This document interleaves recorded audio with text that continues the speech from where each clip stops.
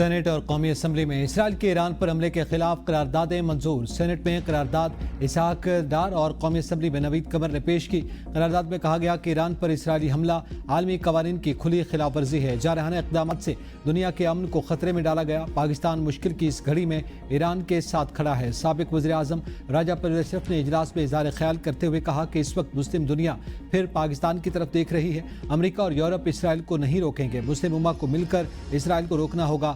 صاحبزادہ حامد رضا بولے، اسرائیل ایک دہشت گرد ریاست ہے اور رہے گا۔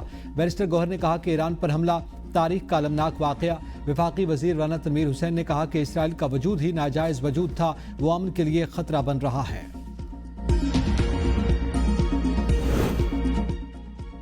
صدر زرداری اور وزیر اعظم شہباز شریف کی ایران پر اسرائیلی حملے کی مذمت، کہا قیمتی جانی نقصان پر ایرانی عوام سے دلی ہمدردی کا اظہار کرتے ہیں۔ صدر مملکت نے کہا کہ اسرائیلی فوجی حملے ایران کی خود مختاری اور علاقائی سالمیت کی کھلی خلاف ورزی ہیں۔ وزیر اعظم نے ٹویٹ پہ لکھا کہ اسرائیل کا ایران پر حملہ نہایت غیر ذمہ دارانہ اقدام اور انتہائی تشویشناک ہے۔ اسرائیل کا ایران پر حملہ پہلے سے غیر مستحکم خطے کو مزید عدم استحکام سے دوچار کر سکتا ہے۔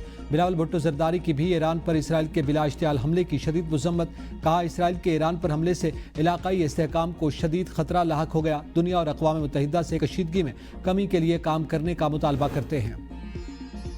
وزارت خارجہ نے ایران میں پاکستانی زائرین کے لیے کرائسس مینجمنٹ یونٹ قائم کر دیا، ایمرجنسی نمبر جاری۔ ایران کے عوام سے مکمل یکجہتی کا اظہار۔ ایران پر حملہ غیر قانونی، بلا جواز اور ایرانی خود مختاری کی کھلی خلاف ورزی ہے۔ ترجمان دفتر خارجہ کے مطابق ایران کو اپنے دفاع کا پورا حق حاصل ہے۔ اسرائیلی اقدام خطے کے امن و استحکام کے لیے خطرہ، پاکستان کا عالمی برادری سے فوری مداخلت کرنے اور جار ملک کو جواب دہ بنانے کا مطالبہ۔ اسرائیل نے مشرق وسطی کا امن خطرے میں ڈال دیا، ایران کے 8 مقامات پر فضائی حملے، ایرانی آرمی چیف، جوہری سائنسدانوں سمیت کئی اہم کمانڈرز کو نشانہ بنایا۔ ایران نے جواب میں اسرائیل پر 100 سے زائد ڈرونز داغ دیے ہیں۔ اسرائیلی حملوں میں پاسداران انقلاب کے سربراہ میجر جنرل حسین سلامی، میجر جنرل محمد باقری، جوہری سائنسدان فرید عباسی اور محمد مہدی سمیت ختم الانبیاء ہیڈ کوارٹرز کے کمانڈر میجر جنرل غلام علی راشد شہید۔ ایران کی جوہری تنصیب کے قریب متعدد دھماکوں کی آوازیں سنی گئیں۔ تہران، کرمانشاہ اور خرم آباد سمیت مختلف شہروں میں بھی زوردار دھماکے کیے۔ رہائشی عمارتوں پر بمباری سے 5 افراد شہید، خواتین اور بچوں سمیت 50 زخمی ہوئے۔ اسرائیل میں ایرانی کارروائی کے پیش نظر ایئرپورٹ بند، پروازیں معطل، کئی زیر زمین اسپتال فعال کر دیے گئے، ریزرو فورس کے ہزاروں اہلکار طلب۔ ایران کے سپریم لیڈر خامنئی نے حبیب اللہ سیاری کو ایران کی مسلح افواج کا عبوری چیف آف سٹاف اور احمد واحدی کو پاسداران انقلاب کا چیف کمانڈر مقرر کر دیا۔ قوم سے خطاب میں سپریم لیڈر نے کہا کہ اسرائیل نے اپنے لیے تلخ اور تکلیف دہ قسمت کا انتخاب کیا، اس پہ شک نہیں کہ اسے ضرور سزا ملے گی۔ اسرائیل کے ہاتھ خون سے رنگے ہیں، اللہ نے چاہا تو ایران کی مسلح افواج کے مضبوط بازو اسرائیل کو سزا دیے بغیر نہیں رکیں گے۔ ایرانی صدر مسعود پزشکیان نے کہا کہ ایران کے ساتھ جنگ کا آغاز اسرائیل شیر کی دم سے کھیل رہا ہے، صہیونی حکومت صرف طاقت کی زبان سمجھتی ہے۔ ایران اسرائیلی حکومت سے اپنے ایک ایک شہید کے خون کا بدلہ لے گا۔ ایرانی وزارت خارجہ کا کہنا ہے کہ اسرائیل کی مہم جوئی کا ذمہ دار امریکہ بھی ہوگا۔ تہران کو اقوام متحدہ کے چارٹر کے تحت اسرائیلی حملوں کا جواب دینے کا قانونی اور جائز حق حاصل ہے۔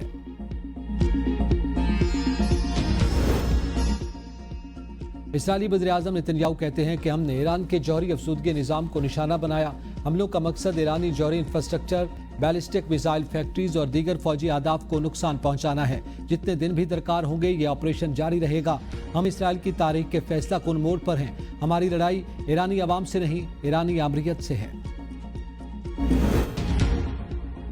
امریکہ نے ایران پر حملے سے لا تعلقی کا اعلان کر دیا، ضرورت پڑنے پر اسرائیل کا دفاع کرنے کا عزم۔ امریکی صدر ٹرمپ کہتے ہیں ایران پر ہونے والے اسرائیلی حملے کا علم تھا، تاہم حملے میں امریکہ کا کوئی کردار نہیں۔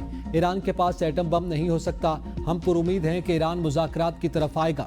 اگر ایران جوابی کارروائی کرتا ہے تو امریکہ اسرائیل کے دفاع میں مدد کرے گا۔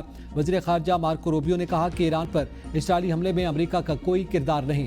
اسرائیل نے ایران کے خلاف یک طرفہ کارروائی کی، ہم ایران کے خلاف حملوں میں ملوث نہیں، ہماری ترجیح خطے میں امریکی افواج کا تحفظ ہے۔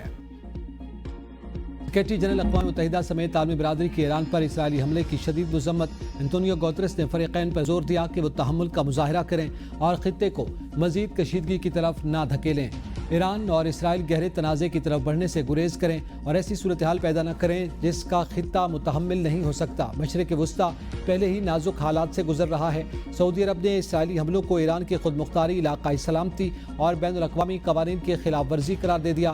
عمان نے اسرائیل کو کشیدگی کا ذمہ دار قرار دیا۔ ترکیہ، متحدہ عرب امارات، قطر اور جاپان کی بھی مذمت۔ چین کا مشرق وسطیٰ کی صورتحال پر اظہار تشویش۔ برطانوی وزیر اعظم کیئر سٹارمر کا بھی اسرائیل کے حملوں پر اظہار تشویش۔ فریقین سے فوری طور پر پیچھے ہٹنے اور کشیدگی کم کرنے کا مطالبہ۔ آسٹریلوی وزیر خارجہ پینی بونگ نے کہا کہ اسرائیلی اقدام خطے کو غیر مستحکم کر سکتا ہے۔ فریقین تحمل کا مظاہرہ اور کشیدگی بڑھانے سے گریز کریں۔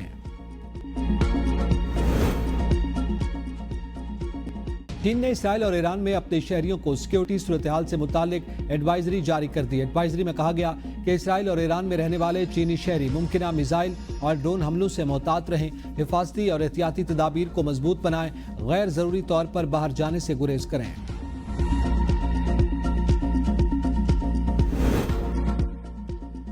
حماس کی ایران پر اسرائیلی حملوں کی مذمت۔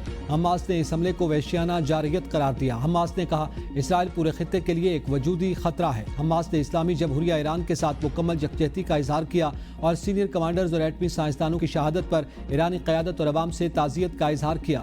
حماس نے دنیا سے مطالبہ کیا کہ وہ اسرائیل کو روکنے کے لیے ایک متفقہ موقف اختیار کریں اور اس کے جرائم کا خاتمہ کریں۔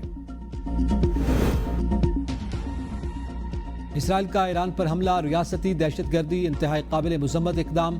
سینیٹر عرفان صدیقی کا سینٹ پہ اظہار خیال، کہا ایک کو ہٹانے اور دوسرے کو لانے کے لیے ملک کھائی میں دھکیلا گیا۔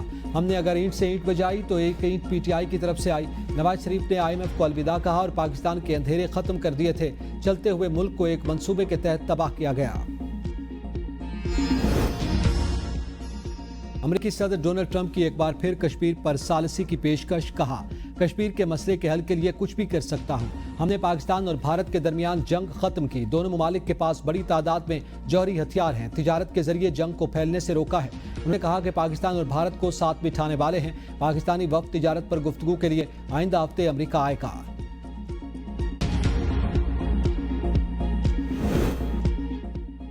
جنرل اسمبلی کا غزہ میں فوری اور مستقل جنگ بندی کا مطالبہ۔ اقوام متحدہ کی جنرل اسمبلی میں غزہ سے متعلق قرارداد منظور۔ قرارداد کے حق میں 149 ووٹ آئے۔ امریکہ سمیت 12 ممالک نے قرارداد کی مخالفت کی۔ امریکی دباؤ مسترد کر دیا گیا۔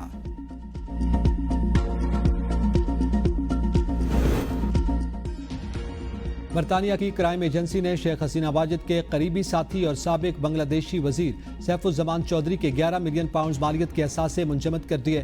لندن، دبئی اور نیو یارک میں خفیہ جائیدادوں کے انکشاف نے کرپشن کے الزامات کو مزید تقویت دی۔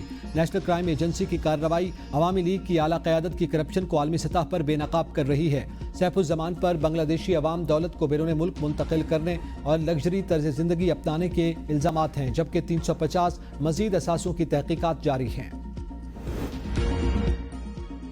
بھارت نے متعدد بار ٹرمپ سے رابطہ کر کے موقف سے پیچھے ہٹانے کی کوشش کی۔ بلاول بھٹو زرداری کی ایگمونٹ رائل انسٹیٹیوٹ برسلز میں خطاب کے بعد میڈیا سے گفتگو، کہا امریکی صدر نے بھارت کی بات نہیں سنی، ہم ان کے شکر گزار ہیں، وہ آج بھی امن کے ساتھ کھڑے ہیں۔ بھارت نے سندھو اور کشمیر پر حملہ جبکہ دہشت گردی کے نام پر پاکستان پر حملہ کیا۔ اس کے جواب میں ہم سندھو اور کشمیر کا مسئلہ عوامی سطح پر اٹھا رہے ہیں اور ہمیں بہت اچھا رسپانس ملا۔ ہم ابھی بھی امن اور مسئلہ کشمیر کا حل چاہتے ہیں۔ کشمیر کا مسئلہ تقسیم کے ساتھ شروع ہوا تھا، برطانیہ نے یہ مسئلہ ہمارے لیے چھوڑا اور آج اس کی وجہ سے دونوں ممالک جنگ کے دہانے پر پہنچ چکے۔ بھارت کی جانب سے اسلاموفوبیا کے نام پر ایک بیانیہ اور جھوٹی کہانیاں گھڑی جا رہی ہیں اور ہم ان سازشوں کو عالمی سطح پر بے نقاب کریں گے۔ پاکستان کا اعلیٰ سطح کا پارلیمانی وفد برسلز میں یورپی یونین اور بیلجیم کے اعلیٰ حکام سے ملاقاتیں کرے گا۔